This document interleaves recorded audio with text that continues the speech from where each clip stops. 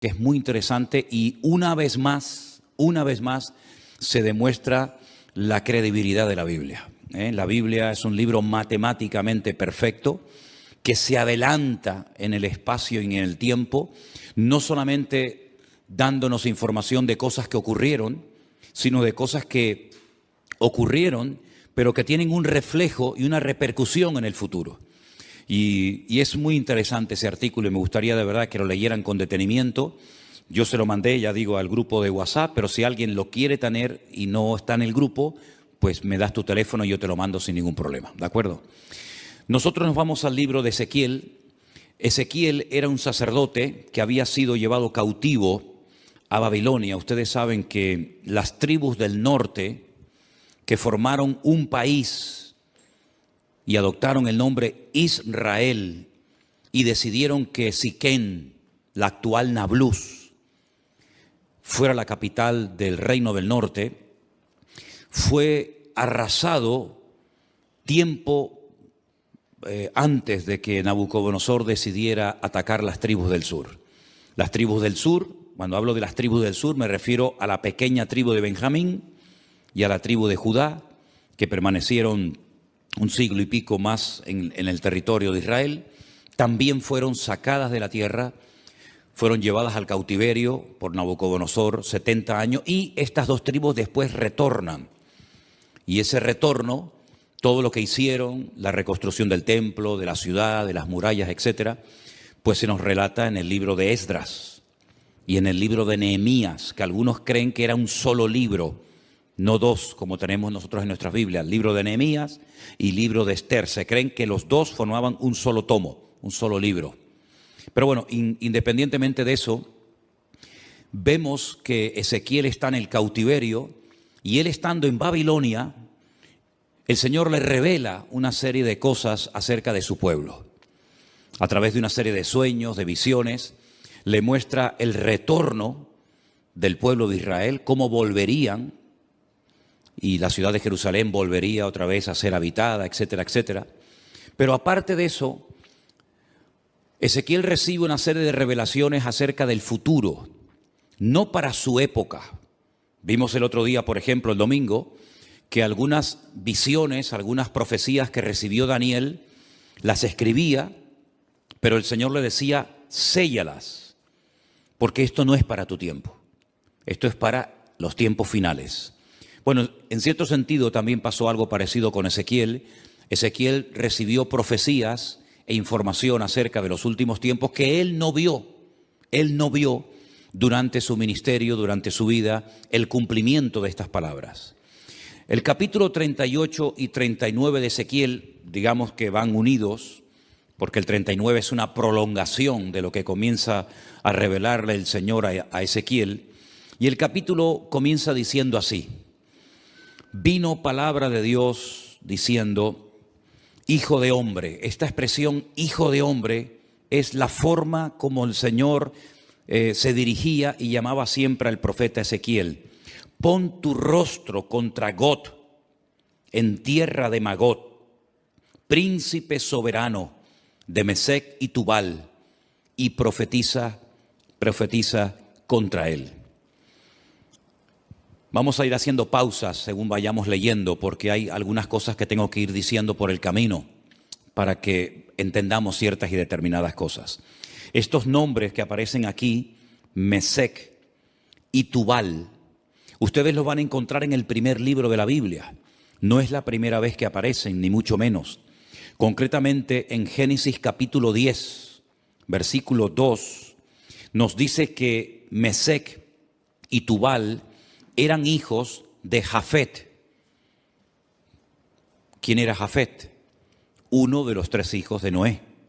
Noé tuvo a Sem, Can y Jafet. Bueno, pues Jafet tuvo una serie de hijos y uno se llamó Mesec y otro se llamó Tubal. Eran nietos, en este caso serían nietos del patriarca o del personaje de Noé. Es muy interesante ver cómo los hijos de Noé, Sem, Can y Jafet, se fueron por diferentes partes del mundo ¿verdad? Y conquistaron territorios y tierras. Y bueno, vemos que los europeos tienen un origen, los africanos tienen otro, y cada nación pues tiene un origen diferente, ¿verdad? Y todo procede de los 3 hijos de Noé, Sem, Can y Jafet. Los cananeos, que son los descendientes de Can, nieto de Noé, pues se fueron a lo que conocemos hoy en día como Israel, ¿verdad? Y allí ese país se llamaba en el principio Canaán. Y el Señor sacó a su pueblo de la esclavitud en Egipto para llevarlos a Canaán, donde vivían los cananeos. Y los cananeos, ese país estaba habitado por una serie de países, de reinos, de naciones. La mayoría de ellos los conocemos por nombre.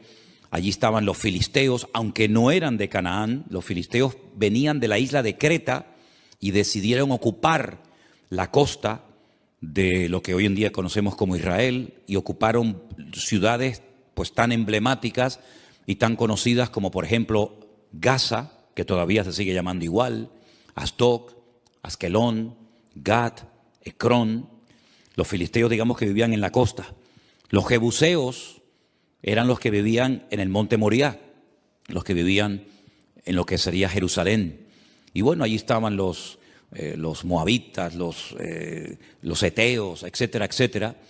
Y eran naciones que no les correspondía habitar en aquel lugar, e Israel tenía que expulsarlos de su tierra.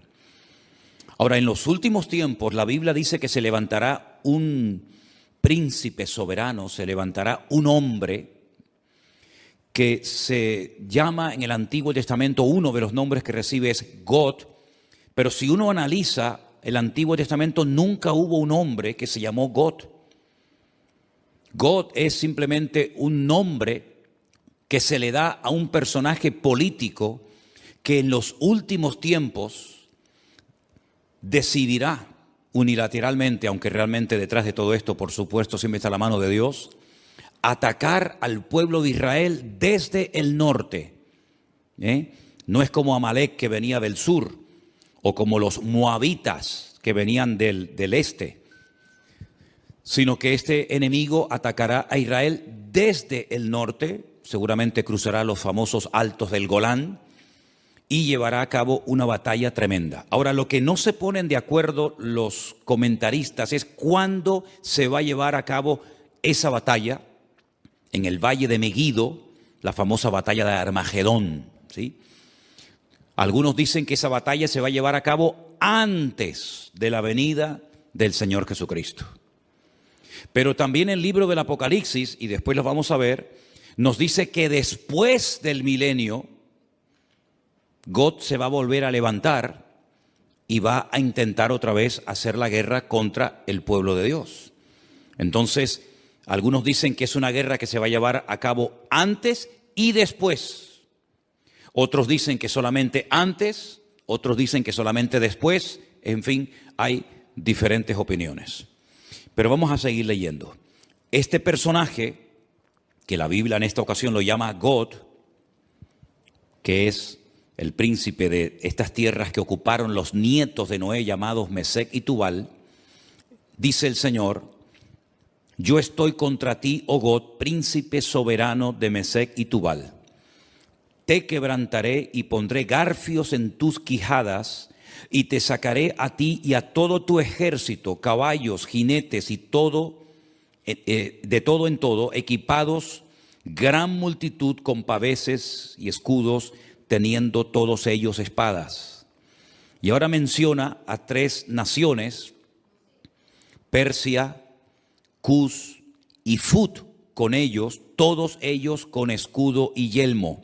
Gomer y todas sus tropas, la casa de Togarma, de los confines del norte y todas sus tropas, muchos pueblos contigo. Es decir, God, digamos que es el líder, el representante, el que aglutina a un montón de naciones que lo van a apoyar con el objetivo de subir y atacar al pueblo de Israel. Ahora, estas naciones que se mencionan en el versículo 5, Persia, Cus y Fut, ustedes tienen que saber de quiénes se trata para que sepan qué naciones en los últimos tiempos se van a juntar a estos ejércitos, ¿verdad?, internacionales, con el objetivo de atacar al pueblo de Israel. En cierto sentido es como una especie de confederación, es un montón de naciones que se juntan. No es la primera vez que muchas naciones se juntan para atacar a un enemigo en común. Por ejemplo, en la Segunda Guerra Mundial se juntaron muchas naciones para atacar a los nazis, que en aquel momento eran los que estaban, digamos, controlando Europa. Durante la famosa Guerra de los 6 días y otras guerras que se han llevado a cabo en este último periodo en Israel, ha habido muchas naciones árabes que se unieron para pelear contra Israel. No es nada nuevo, ¿verdad? Son naciones que entre ellos se pelean, entre ellos tienen también sus discrepancias, pero como tienen un enemigo en común, que en este caso es Israel, y todos quieren tomar parte de la ciudad de Jerusalén, se unen para pelear como si fueran un solo ejército. Pero realmente no es un solo ejército, sino son muchos ejércitos, muchos soldados que se juntan con un objetivo en común. El versículo 5 habla de Persia. Persia es el país de Irán. Ustedes saben que hasta el otro día a Irán se le conocía como Persia. Así que los iraníes no son árabes, son de origen persa. Así que Irán, qué curioso, ¿no? Se está hablando últimamente mucho acerca de este país. Irán también apoyará a Gog con el objetivo de atacar y destruir al pueblo de Israel. Así que ya tenemos identificado quiénes son los persas. Cus es un país de África, Etiopía. Ustedes saben que Moisés fue criticado por su propia hermana Miriam porque se casó con una mujer cusita. Los cusitas eran o son de Etiopía. Así que Cus en aquel tiempo era Etiopía, actualmente tiene otro nombre. Y Fud es el país de Libia, un país que está en el norte de África. Como pueden comprobar, estamos hablando de naciones del norte de Israel, estamos hablando de naciones africanas, estamos hablando de la nación de Libia. Y en los últimos tiempos vamos a ver cómo diferentes naciones, y ya lo estamos comenzando a ver, cada nación ya se está posicionando. Unos apoyan a un bando, otros apoyan a otro bando, y estamos viendo cómo se está reorganizando el mundo. Unos a favor de estos por los motivos que sea, otros a favor de estos por sus propios intereses. Pero vamos a ver en los últimos tiempos cómo van a ocurrir cosas muy rápidos en la economía y en otras circunstancias, que lo que van a hacer es que cada país, por pequeño o grande que sea, por influyente o poco influyente que sea, va a buscar dónde acomodarse, a quién apoyar y bajo qué paraguas me pongo. Si bajo el paraguas de Oriente, bajo el paraguas de Occidente, y estamos viendo. Solamente hay que ver un poquito los medios de comunicación y conocer un poco de la Biblia para darnos cuenta cómo el mundo se está reubicando, ¿verdad? Y vamos a ver cosas muy interesantes. Así que esas 3 naciones ya las hemos identificado. Después, más adelante, pues a lo largo del capítulo, vemos cómo esta batalla se va a llevar a cabo en ese valle que hemos estado recientemente visitando, un valle realmente precioso, el valle de Megiddo. Un valle inmenso. Se va a llevar a cabo una batalla como jamás en la historia se ha llevado ninguna batalla. El hombre parece que no aprende. Cuando terminó la Primera y la Segunda Guerra Mundial, muchas personas dijeron, bueno, después de estos conflictos ya hemos aprendido que en una guerra nadie gana, sino que todos pierden. Por lo tanto, no tiene ningún sentido que los pueblos, que las naciones se sigan enfrentando la una con la otra, pero vemos que el hombre no aprende. Vemos que de vez en cuando salta por algún sitio, salta por algún otro lugar.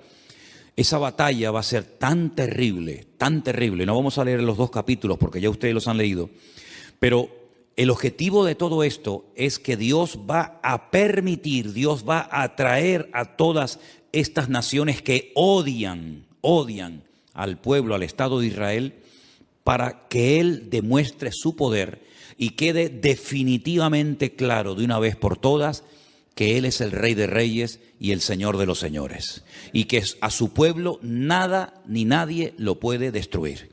Todos los imperios, y podríamos hacer una lista enorme, todos los imperios, todos los países, todas las naciones que han intentado con todas sus fuerzas destruir al Estado de Israel prácticamente o han desaparecido o no son prácticamente nada en el tiempo presente. Miren ustedes, por ejemplo, el imperio egipcio, no queda absolutamente nada de él, los babilónicos, los persas, los medos, los griegos, los romanos, diferentes imperios que a lo largo de la historia se propusieron arrasar a este pueblo, porque este pueblo no solamente es un pueblo, no solamente son personas, sino que representa una serie de valores, una serie de principios y sobre todo representa que hay un Dios detrás de esa nación, que hay una Biblia, que hay una palabra de Dios detrás de esa nación, y lo que el enemigo no quiere bajo ningún concepto es que Dios sea reconocido como el soberano de todas las naciones de la tierra. Ahora bien, cuando termine esa batalla tremenda en el Valle de Megiddo, sí me gustaría leer a partir del versículo 4 del capítulo 39, donde dice: sobre los montes de Israel caerás tú y todas tus tropas, y los pueblos que fueron contigo, a aves de rapiña de toda especie, y a las fieras del campo te he dado por comida. Es muy interesante cuando estuvimos recientemente ahora, hace unas semanas en Israel, que la ruta migratoria más importante de aves en Europa pasa por el Valle de Megiddo. El año pasado pasaron 2 billones con B, 2 billones de aves migratorias por el Valle del Jordán, cruzando todo el Valle de Megiddo y viniendo cigüeñas, águilas y un montón de aves a Europa y al norte de África, huyendo del frío en las rutas migratorias.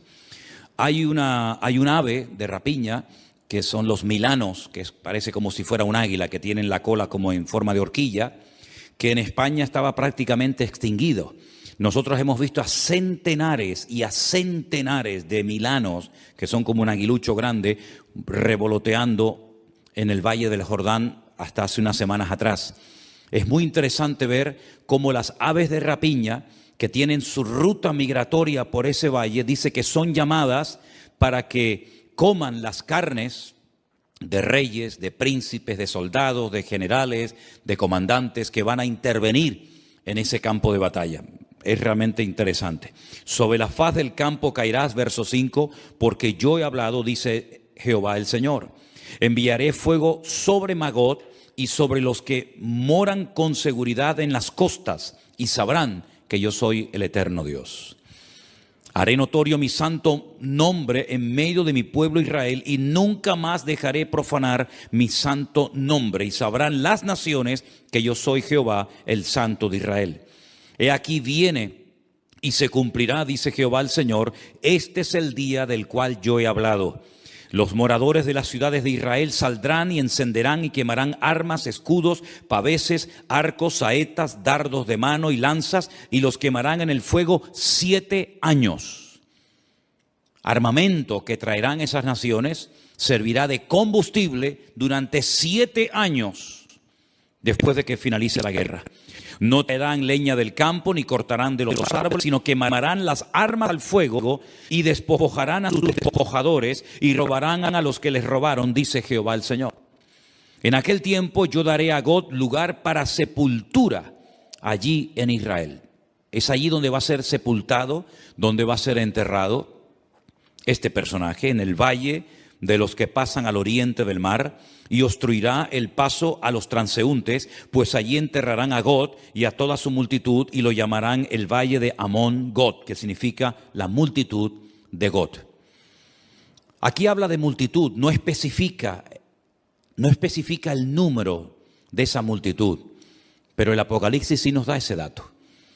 Porque nosotros no solamente tenemos el Antiguo Testamento para saber las cosas que van a ocurrir, por dónde van a atacar, cuántos van a atacar, cuánto tiempo estarán enterrando cadáveres, etcétera, etcétera, sino que además tenemos la información tremenda del Nuevo Testamento, sobre todo las cartas de Pablo a los tesalonicenses, las cartas de Pedro, parte también de la epístola cortita de Judas y sobre todo el libro del Apocalipsis, donde nos da una información de millones y millones de soldados, 200 millones de soldados que subirán por toda esa cordillera, por esos valles, en dirección a Jerusalén. Pero allí muere este hombre, este personaje, y la casa de Israel los estará enterrando por 7 meses para limpiar la tierra. 7 meses todos los días enterrando muertos. Hermano, estamos hablando de multitudes, de millones de personas. ¿Cuánto se tarda en enterrar a la gente? Con una pala mecánica haces una zanja enorme y comienzas a echar cadáveres dentro. Pues 7 meses enterrando todos los días muertos. Y los enterrará todo el pueblo de la tierra. Y será para ellos célebre el día en el que yo sea glorificado, dice Jehová el Señor. Y tomarán hombres a jornal que vayan por el país con los que viajen para enterrar a los que queden sobre la faz de la tierra, a fin de limpiarla. Al cabo de 7 meses harán el reconocimiento. 7 años quemando el armamento, 7 meses enterrando cadáveres, y pasarán los que irán por el país, y el que vea los huesos de algún hombre pondrá junto a ellos una señal, hasta que los entierren los sepultureros en el valle de Amón-Gad. También el nombre de la ciudad será Amona, y limpiarán la tierra. Y tú, hijo de hombre, así dice el Señor, di a las aves de toda especie. Les recuerdo, 2 billones de especies de aves pasaron el año pasado por ese valle. Di a las aves, a toda especie y a toda fiera del campo, juntaos y venid, reuníos de todas partes, a mi víctima que sacrifico para vosotros, un sacrificio grande sobre los montes de Israel, y comeréis carne y beberéis sangre. Y más adelante leemos en el verso 21, y pondré mi gloria entre las naciones, y todas las naciones verán mi juicio que habré hecho. Cuando termine esa batalla, al final de lo que llamamos o conocemos como el nombre de la gran tribulación, comenzará un período de 1000 años que se conoce como el milenio o la era milenial del Mesías. Y dice Zacarías capítulo 14, y esto es literal, no hay que buscar una aplicación simbólica porque es literal. Y las naciones que hubieren sido salvas, no es que se hayan convertido, sino que se salvaron de la muerte en esta batalla tremenda, tendrán que subir todos los años a Jerusalén a celebrar la fiesta de los tabernáculos. Y la fiesta de los tabernáculos se suele celebrar generalmente entre los meses de septiembre y octubre. Y quiero que leamos literalmente el pasaje de Zacarías capítulo 14 para que vean un dato muy interesante que nos da este profeta acerca de esta batalla y acerca de las naciones que escaparán del juicio en este valle de Megiddo. En Zacarías, el capítulo 14, dice así, a partir del verso 1. He aquí el día del Señor viene, y en medio de ti serán repartidos tus despojos. Está hablando de la misma batalla, está hablando del mismo tiempo, del mismo acontecimiento, pero 2 profetas diferentes. Uno, Ezequiel en Babilonia, y ahora Zacarías. Y dice, porque yo reuniré a todas las naciones para combatir contra Jerusalén. Aquí hay una información adicional a lo que nos viene diciendo Ezequiel. La ciudad será tomada y serán saqueadas las casas, violadas las mujeres, y la mitad de la ciudad irá en cautiverio, mas el resto del pueblo no será cortado de la ciudad. Después saldrá Jehová y peleará con aquellas naciones como peleó en el día de la batalla. Y ahora habla de la segunda venida del Mesías. Porque el Mesías, cuando nació cerca de este monte de los Olivos, en dirección hacia el sur, aproximadamente como a 7-8 kilómetros al sur, en una pequeña localidad, en un pequeño pueblo llamado Belén, que pertenecía a Judea, Belén de Judea. Pero cuando dice aquí que se afirmarán en aquel día sus pies sobre el monte de los Olivos, aquí podemos ver que el Antiguo Testamento nos habla de su nacimiento en Belén de Judea y de su retorno, su segunda venida, poniendo los pies sobre el monte de los Olivos. Amén, hermanos, ¿lo ven claramente? Nace en Belén, retorna en el monte de los Olivos. para que algunos digan que la Biblia no habla de dos venidas, sino solamente de una. No, habla de dos venidas. Una que ya se produjo cuando nace en Belén de Judea, y otra cuando se afirman sus pies en aquel día sobre el monte de los Olivos que está enfrente de Jerusalén, al oriente, al este, y el monte de los Olivos se partirá por en medio hacia el oriente y hacia el occidente, haciendo un valle muy grande, y la mitad del monte se apartará hacia el norte y la otra mitad hacia el sur. Es decir, si se parte el valle y parte se va hacia el este, parte hacia el oeste y luego se ensancha, se separa el norte y el sur, quiere decir que en esa parte en la que hemos estado muchísimas veces se va a hacer un valle gigantesco, un valle enorme. Ahora mismo entre el monte Moriah, donde antiguamente estaba el templo, y donde está el monte de los Olivos, hay un barranco, hay como si fuera un barranco que se llama el famoso torrente de Cedrón, pero no tiene ni punto de comparación lo ancho que será ese valle cuando el Señor ponga sus pies sobre el monte de los Olivos. La pregunta que a lo mejor algunos se hacen es: ¿qué interpretan los judíos cuando dice aquí y pondrá sus pies sobre el monte de los Olivos y el monte de los Olivos se partirá? Bueno, ellos dicen que cuando venga el Mesías, que no creen que vengan del cielo, pues ellos dicen y opinan que cuando venga el Mesías, la expresión "y pondrá sus pies sobre el monte de los Olivos" significa, es una expresión como decir "y vendrá con autoridad", pero no lo interpretan como algo literal. Entonces, si no interpretan una parte del texto como no literal, tampoco pueden interpretar la otra parte del texto como literal, pero en esta ocasión se equivocan. Dice que huiréis al valle de los montes, porque el valle de los montes llegará hasta Sal.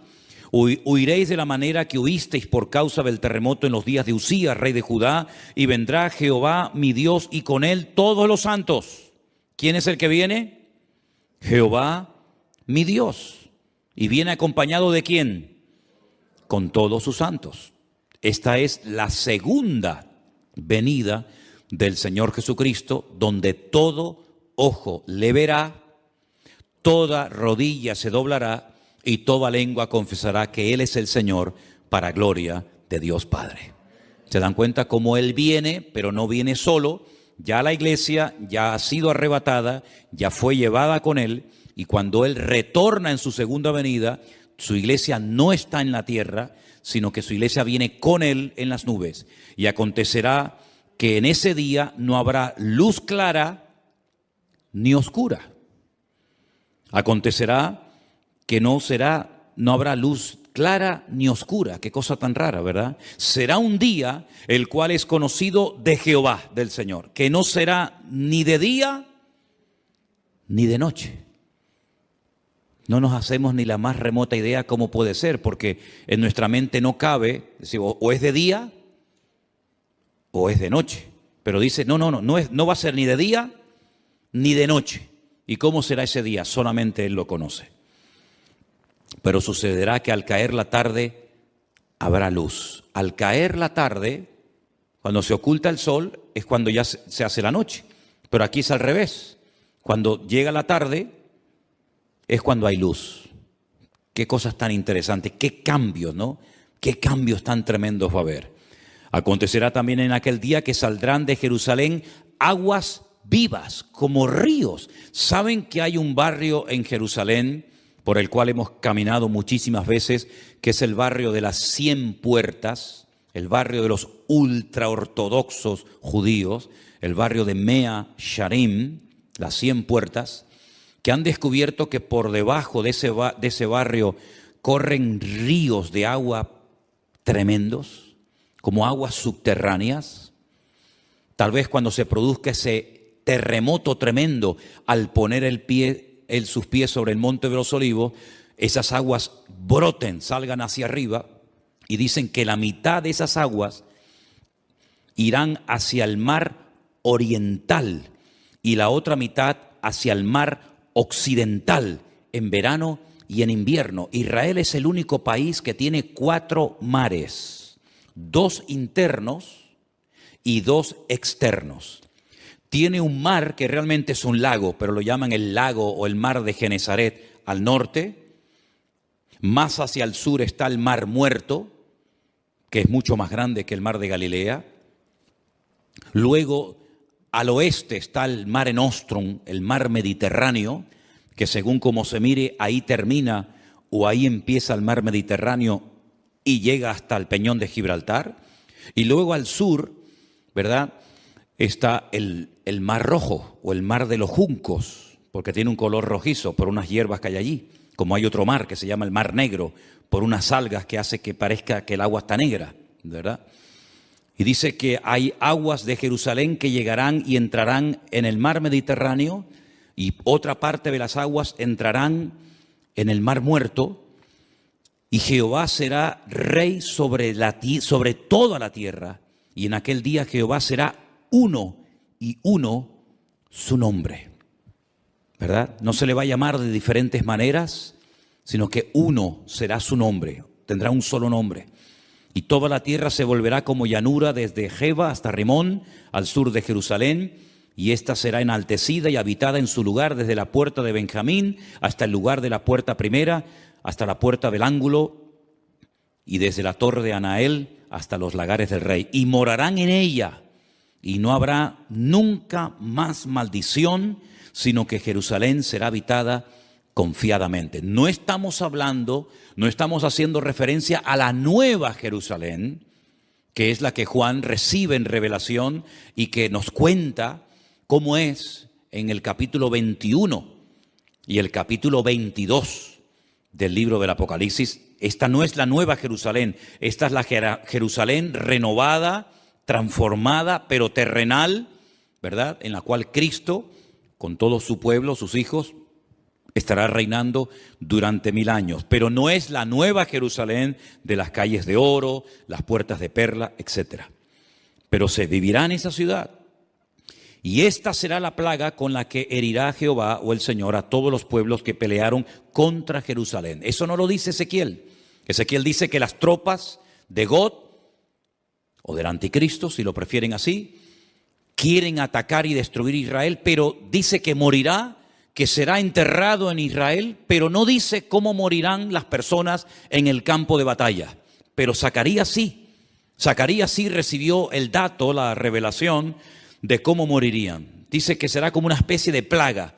Esta será la plaga con la que Jehová herirá a todos los pueblos que pelearon contra Jerusalén. Escuchen, la carne de ellos se corromperá estando ellos sobre sus pies. Están de pie, no están sentados ni acostados, están de pie, peleando, batallando. Se consumirán en las cuencas sus ojos y la lengua se les deshará en su boca. ¿Esto qué es? ¿Un ataque bacteriológico? ¿Un ataque nuclear? Pero esta será la forma como morirán esas personas que fueron a atacar a Jerusalén. Acontecerá en aquel día que habrá entre ellos gran pánico enviado por Dios, y trabará cada uno de la mano a su compañero y levantará su mano contra la mano de su compañero. Se matarán entre ellos, se pelearán entre ellos, se matarán entre ellos. Increíble, ¿eh? Judá también peleará en Jerusalén, y serán reunidas las riquezas de todas las naciones de alrededor, oro, plata, ropas de vestir en gran abundancia. Así también será la plaga de los caballos, de los mulos, de los camellos, de los asnos y de todas las bestias que estuvieren en aquellos campamentos. Todos los que sobrevivieren de las naciones que vinieron contra Jerusalén, aquí hay un dato muy importante, subirán de año en año para adorar al Rey, a Jehová de los ejércitos, a celebrar la fiesta de los tabernáculos. Todos los años tendrán que subir. ¿Por qué la fiesta de los tabernáculos y no otra fiesta? Porque las 3 fiestas de obligatorio cumplimiento que recibió el pueblo de Israel, que son Pascua, Pentecostés o Shavuot y la fiesta de los tabernáculos, las 2 primeras ya tuvieron un cumplimiento profético en la vida del Señor Jesucristo. Dice Pablo, Él es nuestra Pascua. Jesús fue sacrificado, fue crucificado, murió en la fiesta de Pascua. El cordero que se mataba, al cual no se le podía partir ningún hueso en la fiesta de la Pascua, tipifica, representa al Cordero de Dios que quita el pecado del mundo, que es nuestro Señor Jesucristo. La fiesta de las semanas, o Shavuot, o Pentecostés, como la conocemos nosotros, ya tuvo su cumplimiento profético. Fue el día que el Señor decidió derramar de su Espíritu Santo sobre las 120 personas que estaban en aquel aposento, en aquella casa, y comenzaron a hablar en otras lenguas y comenzaron a evangelizar a miles de personas que se convirtieron en aquel día. Pero la fiesta de los tabernáculos no ha tenido un cumplimiento profético en Cristo. Pero dice en el libro del Apocalipsis que cuando Él venga, Él pondrá su tabernáculo entre los hombres. Y su tabernáculo, su suká, es nada más y nada menos que su misma presencia. Él nació en la fiesta de los tabernáculos y Él exigirá que en la fiesta de los tabernáculos todas las naciones que hubieren sido salvas tienen que subir de año en año a Jerusalén a adorar al Rey, a Jehová de los ejércitos. Y el que no suba, dice la Biblia en el verso 17, no vendrá sobre ellos lluvia. ¿Qué les parece? Si la familia de Egipto no subiere y no viniere, sobre ellos no habrá lluvia. Vendrá la plaga con la que el Señor herirá a las naciones que no subieren a celebrar la fiesta de los tabernáculos. Esta será la pena del pecado de Egipto y del pecado de todas las naciones que no subieren para celebrar la fiesta de los tabernáculos. Así que cuando nosotros decimos que lo mejor y lo peor está por venir, es cierto, queridos hermanos. Cosas tremendas que hemos leído en esta noche, por lo menos en parte, y otras que no hemos leído, tienen que suceder en algún momento. ¿Quién nos iba a decir a nosotros que íbamos a ser protagonistas de ciertas y determinadas cosas que ya han visto y están viendo nuestros ojos cada día? Yo les recuerdo que hace 2 años, solamente 2 años, no se hubiera podido celebrar aquí este culto, porque estábamos todos confinados, encerrados en nuestras casas. Y esa experiencia, que para algunos era una locura y un disparate, que todas las naciones de la tierra, que todos los cristianos del mundo, que todas las iglesias, igual da de la denominación a la que sean, tendrían que cerrar las puertas durante algunas semanas o meses, ya en nosotros es un hecho que ya sabemos que pasó, porque también lo vivimos en carne propia. ¿Y quién nos iba a decir a nosotros lo que estamos viendo en televisión en estos días? ¿Verdad? Parece como decir, ¿pero qué es lo que ha pasado? Si hasta el otro día todo estaba tranquilo y todo estaba bien y ahora se ha disparado el precio de esto y el precio de lo otro y nadie sabe lo que tiene que hacer y nadie sabe lo que va a pasar dentro de media hora y nadie sabe si se va a quedar aquí o va a decir, bueno, vamos también a ir a por el vecino de enfrente. Nadie sabe absolutamente nada. Hay un temor, ¿verdad? Hay una inseguridad y dice la Biblia que en los últimos tiempos habría angustia en las gentes, habría temor. Habría miedo, pero en nosotros los cristianos, los que hemos creído, no puede. Más pequeña entre los príncipes de Judá, porque de ti saldrá un guiador que apacentará a mi pueblo Israel. Entonces Herodes, llamando en secreto a los magos, indagó de ellos diligentemente el tiempo de la aparición de la estrella. Y enviándolos a Belén, dijo: id allá y averiguad con diligencia acerca del niño, y cuando lo halléis, hacédmelo saber, para que yo también vaya y le adore. Ellos, habiendo oído al rey, se fueron, y he aquí la estrella que habían visto en el oriente iba delante de ellos, hasta que llegando se detuvo sobre donde estaba el niño. Y al ver la estrella se regocijaron con muy grande gozo. Y al entrar en la casa vieron al niño con su madre María, y postrándose lo adoraron, y abriendo sus tesoros le ofrecieron presentes, oro, incienso y mirra. Pero siendo avisados por revelación en sueños que no volviesen a Herodes, regresaron a su tierra por otro camino. Amén. Todos los años leemos esta porción, más o menos por estas fechas. Creo que es bueno leerla para que estemos informados de todas las cosas previas y posteriores que ocurrieron durante el nacimiento del Mesías, de nuestro Señor Jesucristo.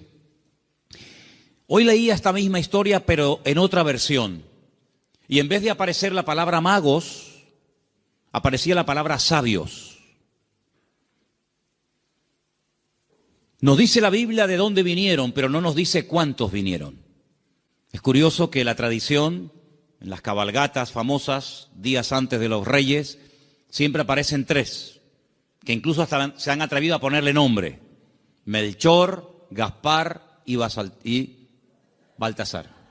Iba a saltar. Dos blancos y uno moreno. ¿Os dais cuenta que yo he leído la porción y no dice cuántos eran, ni cómo se llamaban? Podían ser 3, o 10, o 5, o 4. Uno no, porque habla de magos, de sabios, por lo tanto mínimo 2.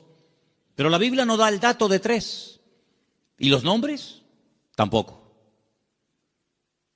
¿Qué peligro tan grande corremos cuando nos inventamos las cosas y en vez de ceñirnos a lo que nos dice la fuente, que es la Biblia, comenzamos a oír y a prestar atención a tradiciones, a mitos, a cuentos, y comenzamos a ponerle nombre a personajes que la Biblia ni les da el nombre ni el número? ¿De dónde viene entonces el tema de que eran 3? Bueno, todo esto tiene una explicación, no bíblica, pero la explicación que le han dado es que representan a los 3 continentes conocidos de aquel tiempo: Europa, Asia y África. Uno representando a cada uno de los continentes que en aquel momento se conocían, puesto que Oceanía y América en aquel momento prácticamente no aparecían por ninguna parte. Pero tampoco tenemos base bíblica para decir esto, porque los 3 o los 4 o los 8, todos vinieron del mismo sitio. No vino uno de África, otro de Europa, otro de Asia, y allí se encontraron. No, venían juntos. Y venían los 3 juntos con un propósito. Y vinieron todos dirigidos de la misma manera. No es que uno en África tuvo un sueño, otro en Europa tuvo una visión y se le presentó un ángel, y otro... No dice eso. Todos venían como un equipo, con un propósito, con una serie de presentes, de los cuales hablaremos ahora un poco, y vinieron de Oriente. Ahora, ¿de qué parte de Oriente? Tampoco con exactitud lo sabemos, porque si ustedes se centran en Israel, toda la geografía bíblica parte de Israel. Eso siempre tienen que tenerlo presente. Cuando habla del norte, pero del norte, ¿desde dónde?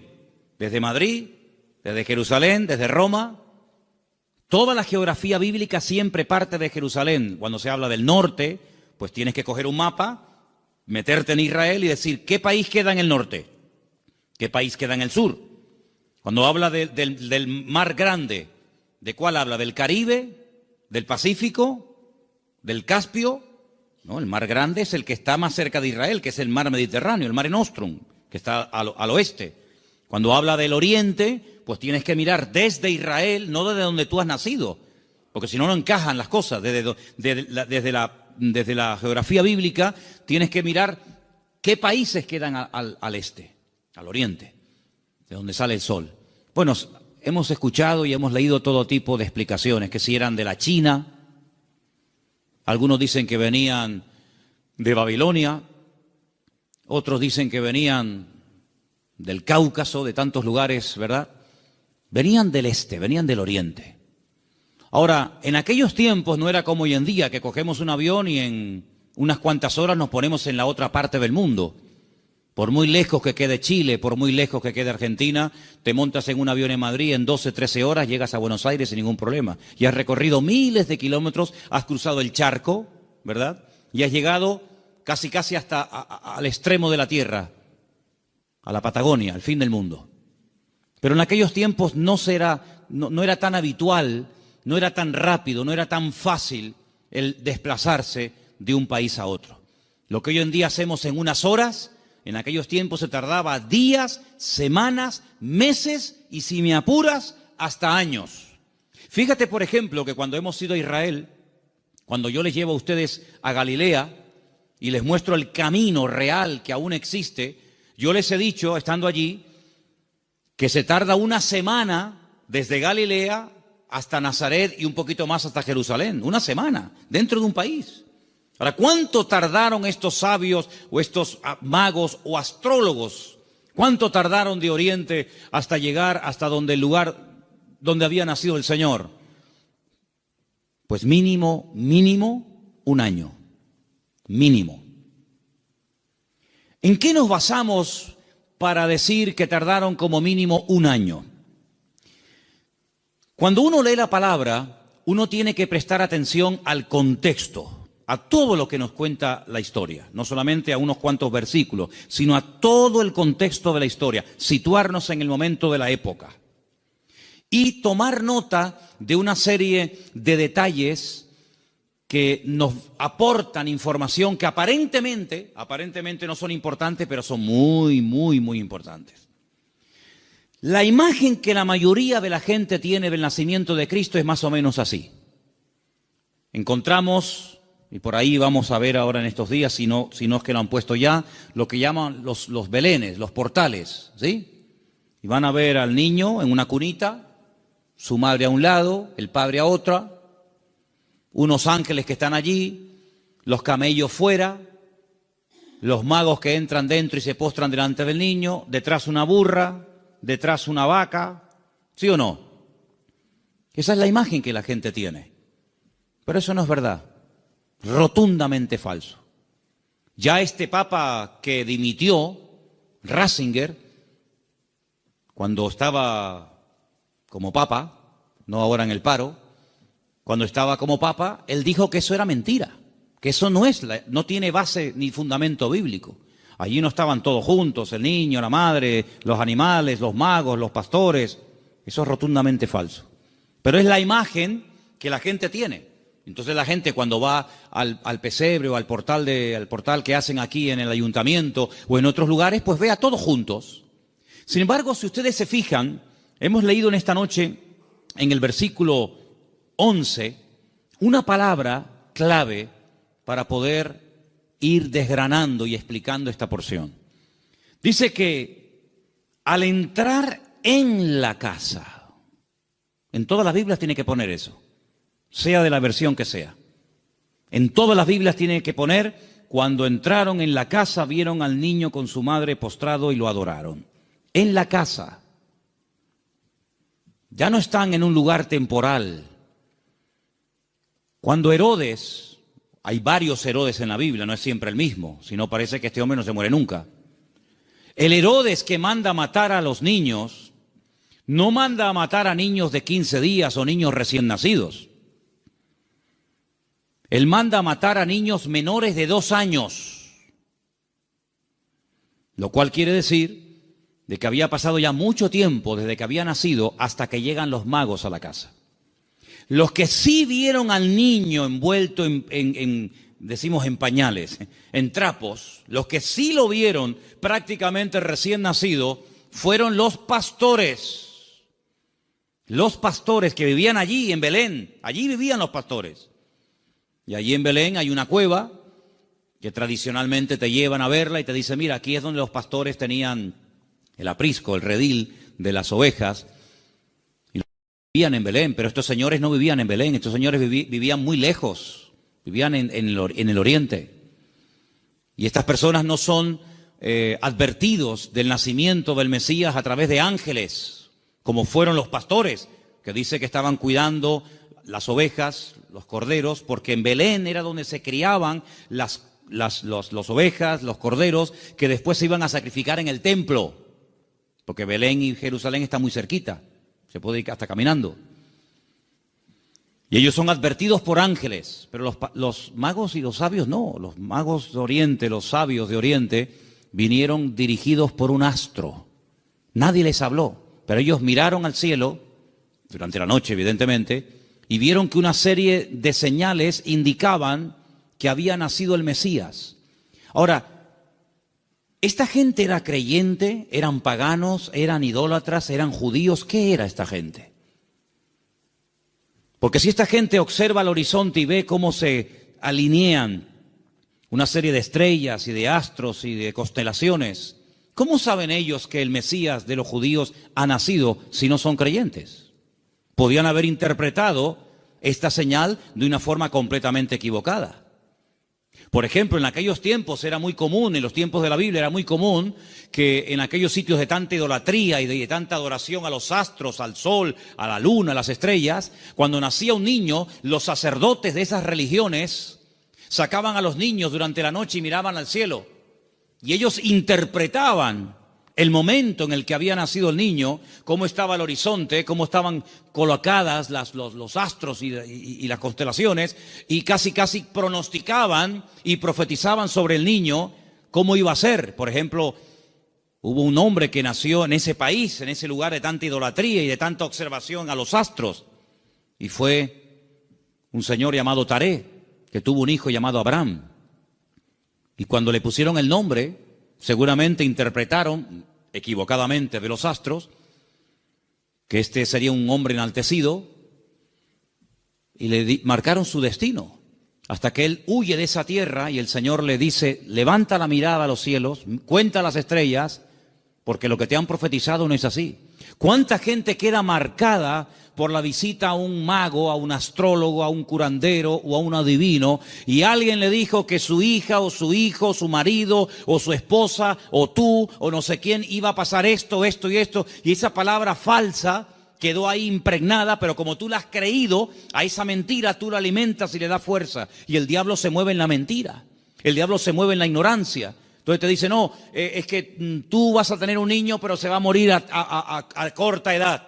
Y tú crees en esa palabra y la compartes y no sé, y te agarras a ella y le estás dando ideas al diablo.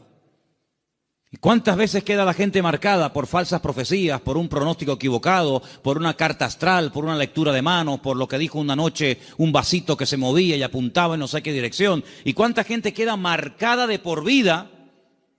Y creen que van a estar enfermos, que van a morir jóvenes, que el marido se va a ir con otra, etcétera, etcétera, porque han creído una mentira. Y si la verdad te hace libre, la mentira te esclaviza y te amarga y te oprime la vida.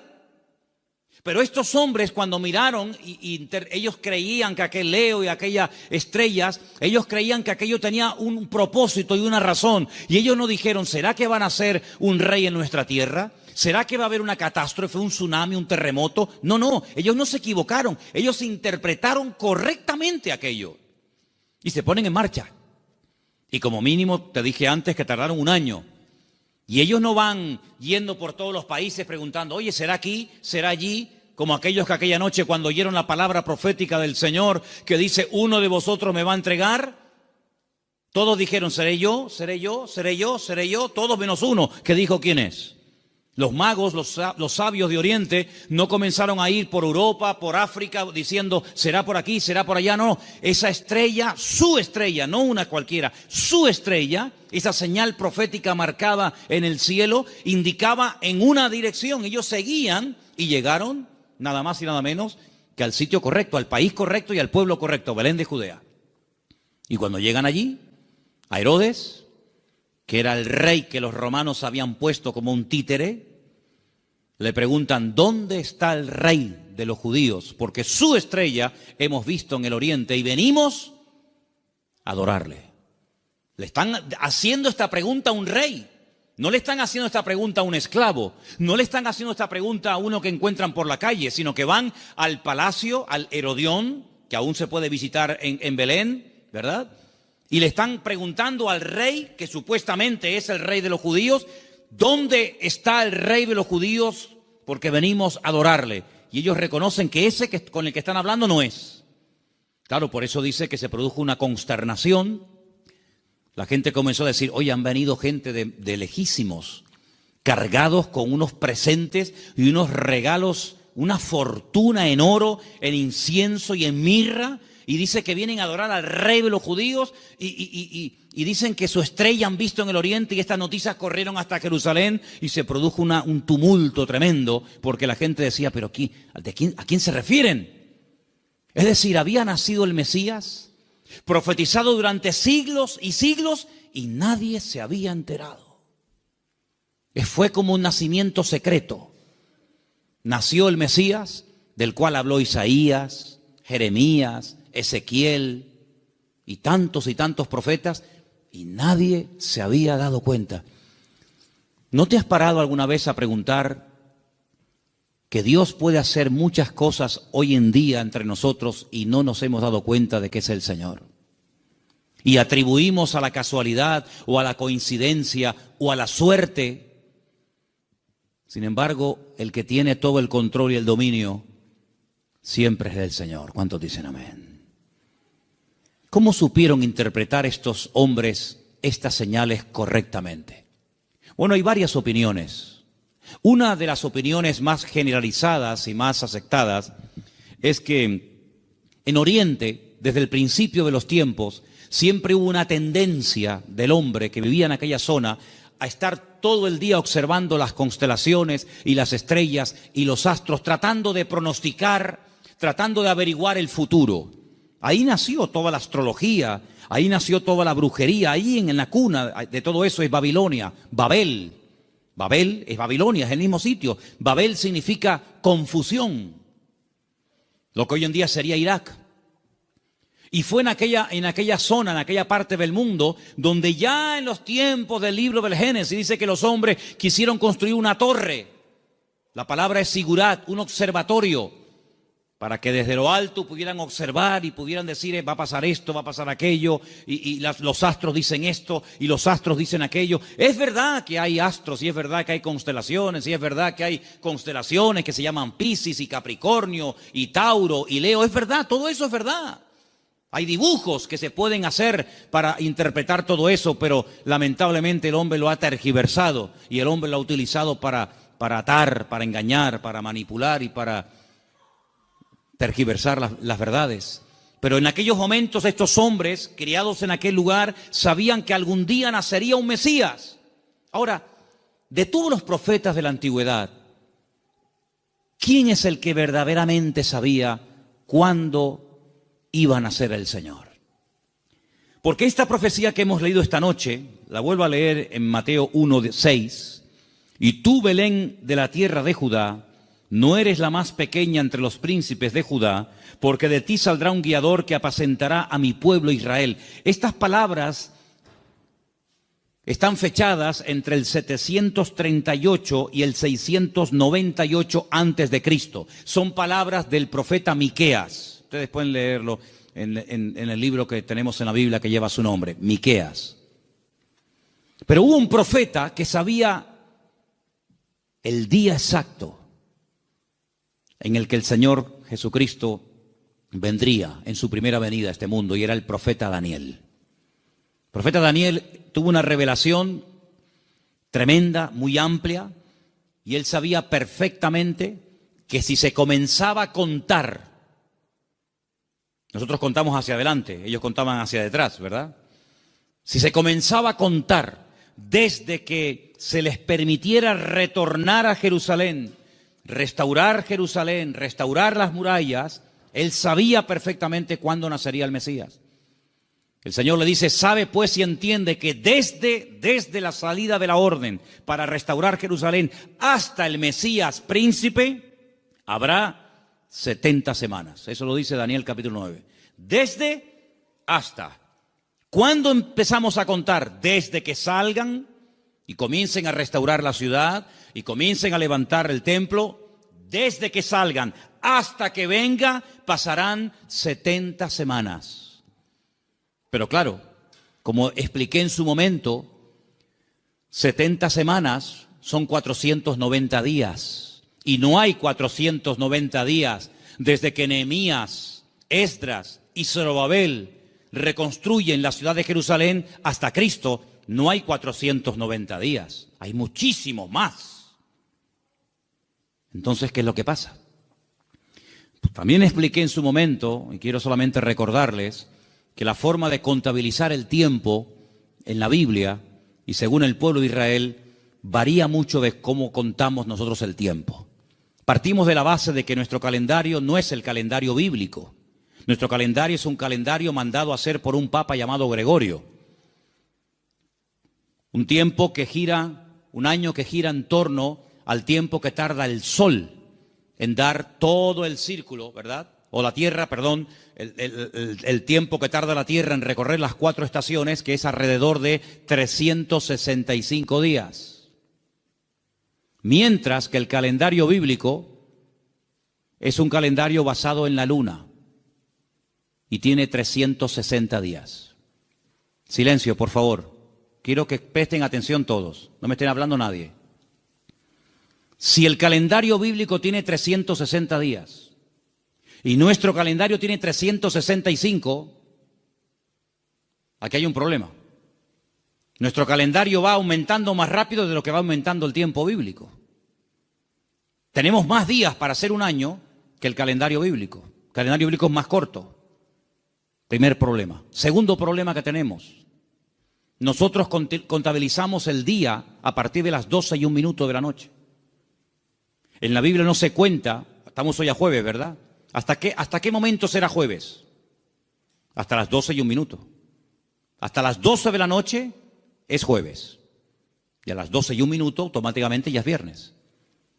En la Biblia el día empieza con la caída del sol. Cuando se pone el sol y una mujer no tiene luz para enhebrar una aguja y ya se pueden ver tres estrellas en el horizonte y ya no hay luz suficiente para enhebrar una aguja, ahí empieza. Si en este momento en Israel a las 4, 4:15, 4:30 como mucho de la tarde ya es de noche, quiere decir que en Israel a las 4:30 de la noche ya es viernes, mientras que aquí todavía estamos en el día jueves. ¿Se dan cuenta la cantidad de desajustes que se producen? Cuando el hombre se sale de la palabra, cuando el hombre sale de la escritura, es un lío. Por eso después no encaja nada. Por eso muchas personas han intentado poner fechas y tal, y es un desastre, porque no se ciñen a la escritura. Todas las profecías, todas, absolutamente todas, las de la primera y las de la segunda venida de Cristo, todas están basadas en el calendario bíblico, no en el calendario gregoriano o cristiano que es el que tenemos nosotros hoy en día. Según el calendario bíblico, estamos en el año 5777. Según nuestro calendario, estamos en el año 2016 después de Cristo. Pero ¿y antes de Cristo no hubo historia? ¿Antes de Cristo no hubo nada? ¿Cómo que 2016? Entonces hay un desfase tremendo, de 5777 a 2016 después de Cristo. Y no contamos lo de antes. Tenemos otra forma de contabilizar, ¿verdad? Porque hay un antes y un después. Entonces es muy importante darnos cuenta de que el profeta Daniel, cuando recibía las revelaciones acerca de la venida del Mesías, el Señor le estaba hablando con términos bíblicos, no con términos modernos.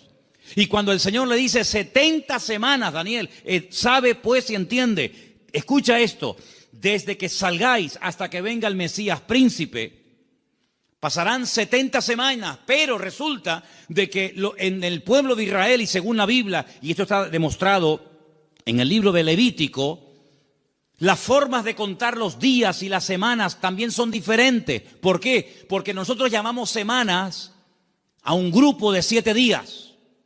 Y 7 días para nosotros es una semana. Claro, y para todo el mundo. Pero además, en la Biblia se llama semana a un periodo de 7 años. Es decir, si le preguntas a un niño cuánto tiempo tiene, te puede responder de 2 maneras. A la manera nuestra y te dice, yo tengo 7 años. O te puede decir, yo tengo una semana.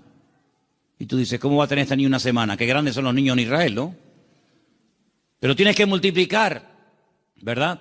De tal manera que cuando el Señor le dice al profeta Daniel, 70 semanas están determinadas sobre tu pueblo, lo que le está dando es un paquete profético de 490 años. 70 por 7, 490. Y esos 490 años, hay diferentes bloques, diferentes características, diferentes sucesos, diferentes acontecimientos, que cuando tú lo sabes interpretar, pues tú dices, efectivamente, 483 años 483 años, multiplícalo por años de 360 y te va a dar el número exacto de días que hay desde que salieron de Babilonia y restauraron Jerusalén hasta que entró el Mesías. Pasaron 483 años. Pero dice, pero son 70 años, 70 semanas. Y la última semana, los últimos 7 años, son los famosos 7 años de la gran tribulación. Y todo encaja. La Biblia es matemática pura. Es la única ciencia exacta, las matemáticas. En todas partes del mundo, 2 y 2 son 4. En todas partes del mundo. Por encima del Ecuador y por debajo del Ecuador, 2 y 2 son 4. En todas partes del mundo. Es una ciencia exacta, ¿verdad? No se puede cuestionar. No es que aquí 2 y 2 son 4, allí son 3 y medio, allí son 8. No, en todas partes es igual. Y el Señor usa la matemática de Él, el tiempo de Él, el calendario de Él, para preparar a los pueblos, para preparar a las naciones, para preparar a su pueblo, para que aquel día no nos sorprendan las cosas como ladrón en la noche. Entonces estos hombres seguramente tenían la información que tenía el profeta Daniel. Y junto con la información del profeta Daniel y la observación meticulosa de los astros y de las estrellas, automáticamente dijeron: el tiempo se ha cumplido. El tiempo se ha cumplido del nacimiento del Mesías. Y ellos se ponen en marcha. Y cuando llegan, pues ya el niño no es un niño recién nacido. Ya el niño no está en un pesebre. El niño está en una casa. El niño está en una casa. Es interesante notar que en el pesebre estaba José y María, pero en la casa está solamente María, ya no está José. Y estos detalles es importante darse cuenta, porque son los detalles que nos van a ayudar a tener toda la información, todas las piezas del puzzle, y vamos a poder decir: amigo, los que vieron al niño recién nacido fueron los pastores. Y los magos o los sabios de Oriente, cuando vinieron, no vieron a un niño recién nacido. Vieron a un niño de 1 año, año y medio, máximo 2 años. Es muy diferente. Ahora, es interesante que Herodes, es decir, no se toman decisiones políticas, no se hacen edictos reales hasta que le llega la información de los sabios o de los magos a Herodes. Mientras tanto, Herodes estaba tranquilo, pero en el momento en el que estos hombres le dicen: es que el motivo de nuestra visita a Belén, ellos no son de aquí, el motivo de que estemos aquí tan lejos de nuestra tierra es que venimos a adorar a un rey que nos ha dicho, nos ha guiado el Señor, y sabemos que tenemos que venir a adorarle.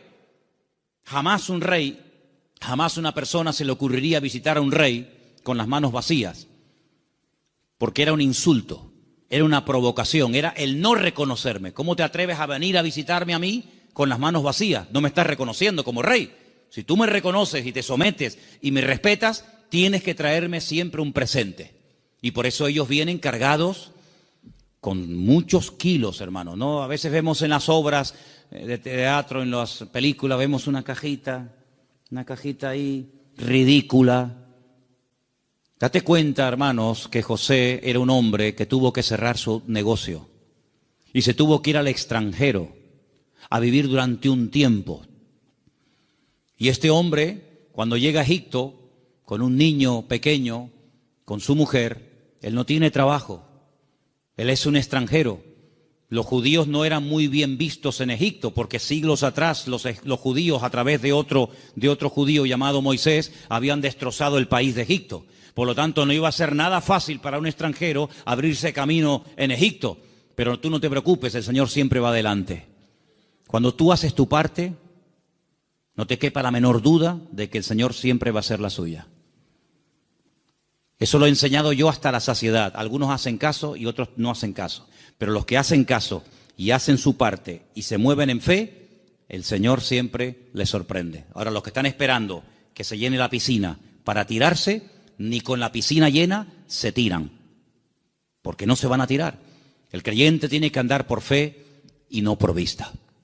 Ellos se dirigen hacia Belén, el lugar donde estaba escrito que tenía que nacer el Mesías, porque, hermanos, había tantos datos, tanta información, tantas profecías sobre el nacimiento y sobre la vida del Mesías, que era imposible cumplirla todas. No las voy a mencionar todas, evidentemente, pero se tenían que dar más de 150 profecías en aquel que decía que era el Mesías para poder reconocerlos, valga la redundancia, como el Mesías. Si una persona decía, yo soy el Mesías, y se le preguntaba, ¿de dónde tú eres? ¿Dónde has nacido?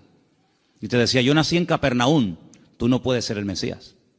Aunque hagas milagros, aunque prediques muy bonito, tú no puedes ser el Mesías. ¿Por qué? Porque tú no has nacido en Belén de Judea. Por lo tanto, si alguien se levantaba y decía, yo soy el Mesías, y predicaba y hacía milagros, qué bien, ¿será este el Mesías? ¿Cómo te llamas? Yo, Santiago, Jacobo, tú no puedes ser el Mesías. ¿Por qué? Porque el Señor dice cómo se iba a llamar el Mesías.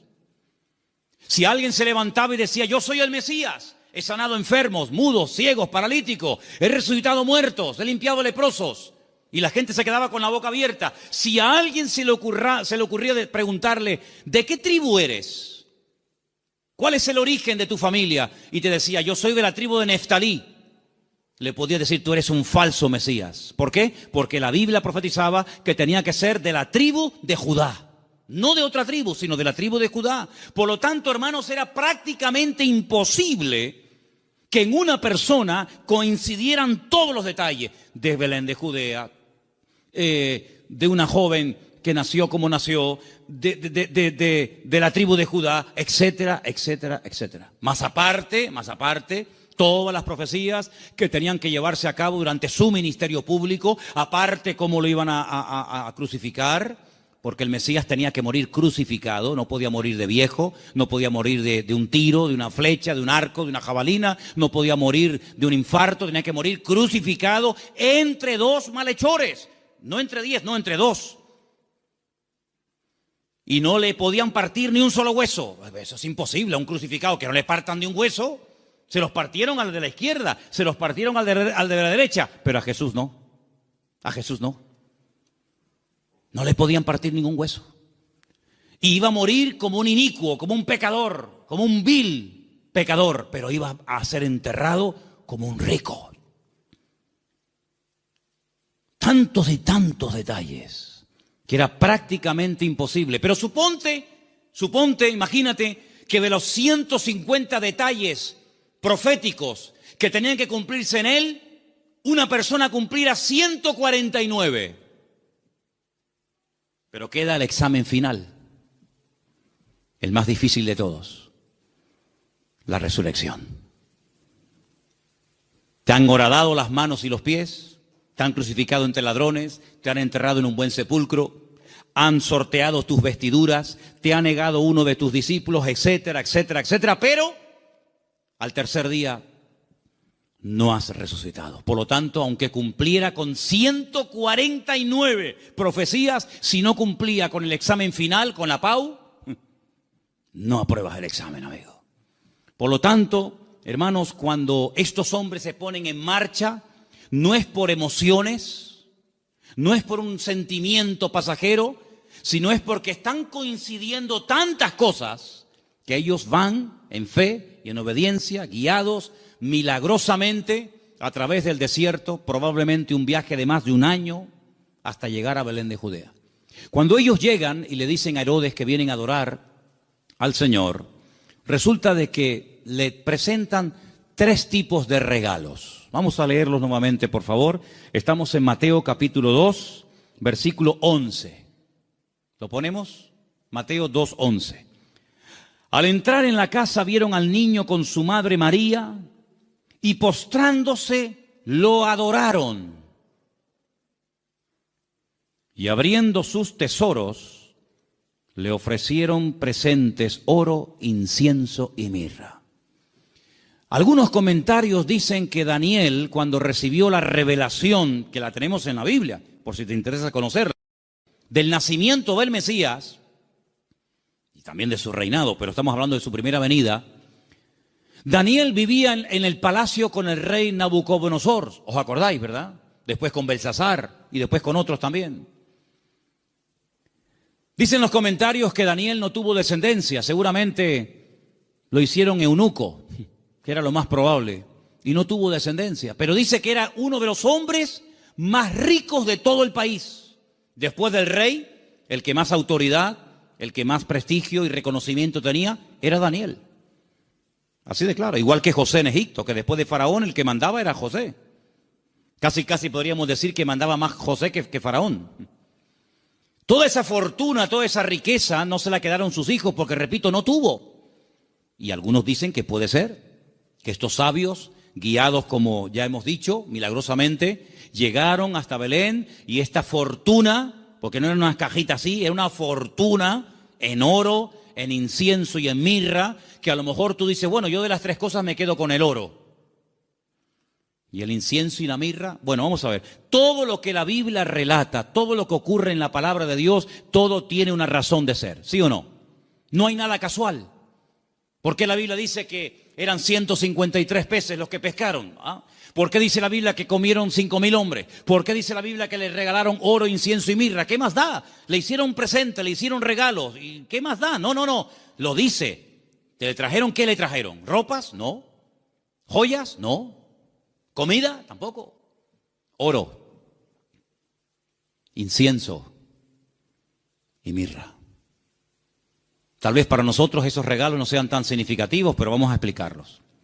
En estos tres regalos, nosotros podemos ver, en cierto sentido, el reconocimiento de ese triple ministerio que el Señor Jesucristo llevaría a cabo durante su vida. Ustedes saben que en el Antiguo Testamento o eras profeta o eras rey. Las dos cosas al mismo tiempo no se podía hacer. Muy rara vez, por ejemplo, David, a veces profetizaba, pero David no pasó a la historia por ser un profeta, aunque a veces profetizaba. Pero uno conoce a David como el rey de Israel, no como un profeta. Sin embargo, a Isaías lo conocemos como un profeta. Sin embargo, en la figura de Cristo, en la figura del Mesías, se iban a dar tres características únicas de él: rey, profeta y sacerdote. Rey, profeta y sacerdote. El oro representa en cierto sentido la realeza del Señor Jesucristo, porque Él es el Rey de reyes y Señor de señores. Nadie dijo amén, pero lo es. Él es el Rey de reyes y el Señor de los señores. Nació como rey, lo crucificaron diciendo que era un rey y volverá a este mundo como un rey. Cuando nació dijeron, hemos venido a adorar al rey de los judíos. Era un niño, 1 año y medio, 2 años, pero era un rey. Todavía no se manifestaban sus poderes, sus milagros, pero era un rey. Cuando murió en una cruz, él no lo dijo, pero Pilato dijo, quiero que le pongan encima de la cruz un título, una placa donde ponga en 3 idiomas para que todo el mundo lo entienda, en latín, en hebreo y en griego. Quiero que pongan, este es el rey de los judíos. Es increíble. Cuando Pilato le dice, pero tú eres un rey, ¿sí o no? Y dice, yo para esto he venido a este mundo. Pasa que todo tiene su momento y todo tiene su lugar. Cuando oramos en el Padre Nuestro, lo leemos o lo mencionamos, hay una parte que recordamos que Él es rey. Cuando decimos, venga tu reino, y no hay reino sin rey, y no hay rey sin reino. Por lo tanto, Él es un rey. Y en ese presente del oro, moneda internacional, dicho sea de paso, porque con oro puedes ir a cualquier parte del mundo, se reconoce que Él era un rey. De hecho, ellos dicen, venimos a adorar a un rey, pequeño, pero al fin y al cabo rey. Luego resulta de que el Señor Jesucristo era profeta, era la voz del Padre, era el que anunciaba las buenas nuevas de salvación a los quebrantados de corazón, a los ciegos, a los prisioneros, a los pobres. Él proclamaba el mensaje, era un profeta. Y ahí lo vemos, hermanos, como la mirra. La mirra era lo que se utilizaba, ¿verdad?, en los ungüentos para ungir a las personas. Y con ese elemento de la mirra vemos que se le reconoce su ministerio profético. ¿Cuántas veces profetizó el Señor? ¿Recuerdan alguna profecía que dijo el Señor? Yo recuerdo muchas. Por ejemplo, una muy sencilla, pero que se cumplió literalmente. En una mesa se queda mirando a todos y les dice, ¿sabéis una cosa? Esta noche uno de ustedes me va a traicionar. ¿Cómo? ¿Nosotros? Eso no puede ser. Nosotros somos tus discípulos. Lo hemos dejado todo para estar contigo. Pero él profetizó. Eso es una palabra profética. No se había cumplido. Uno de vosotros me va a traicionar. Uno de vosotros me va a negar. Y se cumplió literalmente. Aunque el que lo iba a hacer dijo, no. Aunque todos te abandonen, yo nunca te abandonaré. Y resulta que el que más habla es el que es. Ay, amigo. Yo recuerdo una profecía que dijo el Señor. Muy larga, por cierto. La tenemos enterita en Mateo 24. En los últimos tiempos se levantará nación contra nación y reino contra reino, y la maldad se multiplicará, pero el que persevere hasta el fin será salvo. Estamos viendo cómo la maldad se ha disparado de una forma increíble, hermanos, increíble. Raro es el día que usted no ponga la televisión a la hora de las noticias y no oiga tragedias y tragedias y tragedias y más tragedias. Si no es en Alemania, es en Francia, si no en Siria, si no en Jordania, si no en Grecia, siempre por todos los lados. Hablábamos de Sodoma y Gomorra, pero ¿cuántas ciudades hoy en día han ganado en maldad a Sodoma y Gomorra? Antes había una Sodoma, antes había una Gomorra, ahora hay miles de Sodomas y de Gomorras, miles. La maldad se va a multiplicar. Falsas doctrinas, falsas enseñanzas, terremotos, pestes. Hermano, ¿cuántas palabras dio el Señor? Una palabra profética que dijo, vete, tu criado ha sido sanado en esta misma hora. Eso es una palabra profética. Estaba allí, pero cuando llega, estaba sanado. Dice, ¿a qué hora fue sanado? Dice, a tal hora. Dice, a esa hora fue cuando él me dijo que iba a ser sanado. Profeta fidedigno, siempre anunciando la verdad, la palabra de Dios claramente. Y como sacerdote, ahí tenemos representado el incienso que subía continuamente a la presencia de Dios, recuerda el ministerio sacerdotal. Pero algunos de ustedes dirán, pero Cristo no podía ser sacerdote, porque los sacerdotes eran de la tribu de Judá, de la tribu de Leví. Y Jesús, como tú acabas de decir, no era de la tribu de Leví, era de la tribu de Judá. Los de Judá no podían ser sacerdotes. Es verdad, tienes razón. Pero Jesús no es sacerdote según la tribu de Leví, sino Jesús es sacerdote según Melquisedec, rey de Salem. Porque los levitas desaparecieron, pero el sacerdocio de Cristo es constante, permanente y eterno por los siglos de los siglos. Amén. ¿Te das cuenta? Por lo tanto, todo encaja de una forma perfecta. Oro, incienso y mirra. Ahora puedes salir corriendo a Egipto como extranjero, no tienes trabajo, nadie te va a abrir las puertas, pero tú no te preocupes. El hombre te cerrará las puertas, pero Dios que va delante de ti te abrirá todas. ¿Cuántos dicen amén?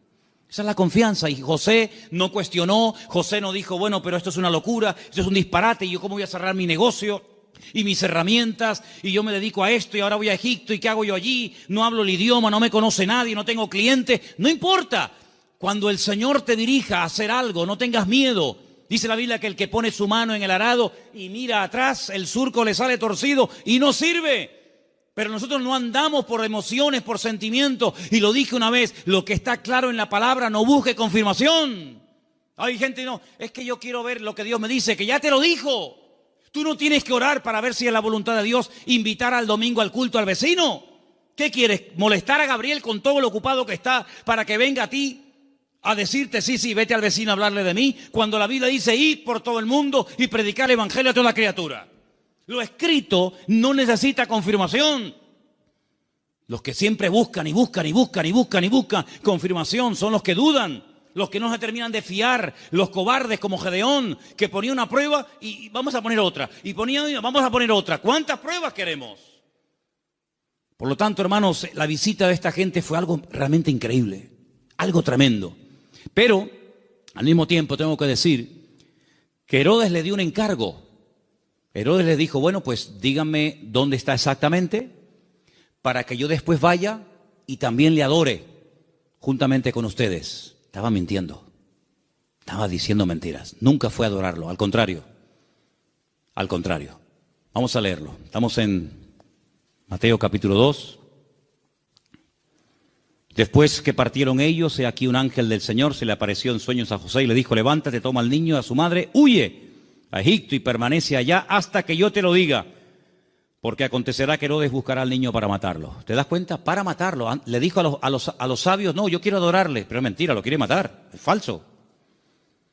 Y él despertando tomó de noche. Pero si el Señor me ha hablado, cuanto antes ponga la palabra en práctica, mejor. ¿Para qué esperar a mañana? De noche, me levanté. Se levantó de noche. Y dice, tomó al niño y a su madre y se fue a Egipto. Y estuvo allá hasta la muerte de Herodes, para que se cumpliese lo dicho por el Señor por medio del profeta, cuando dijo, de Egipto llamé a mi hijo.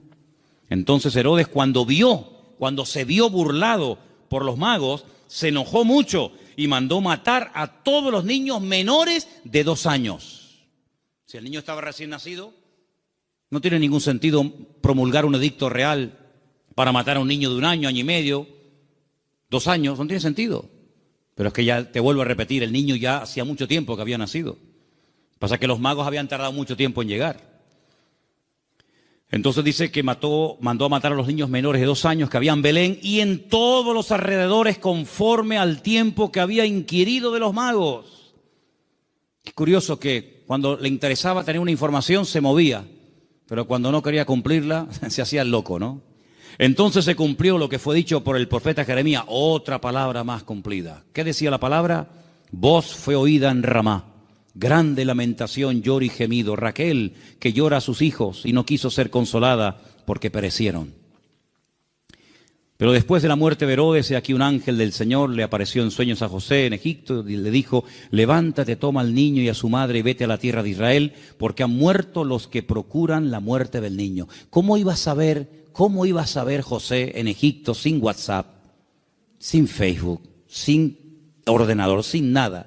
Que ya puedo volver a casa. ¿Cómo lo puedo saber? Toda la información que necesitamos saber la sabe el Señor.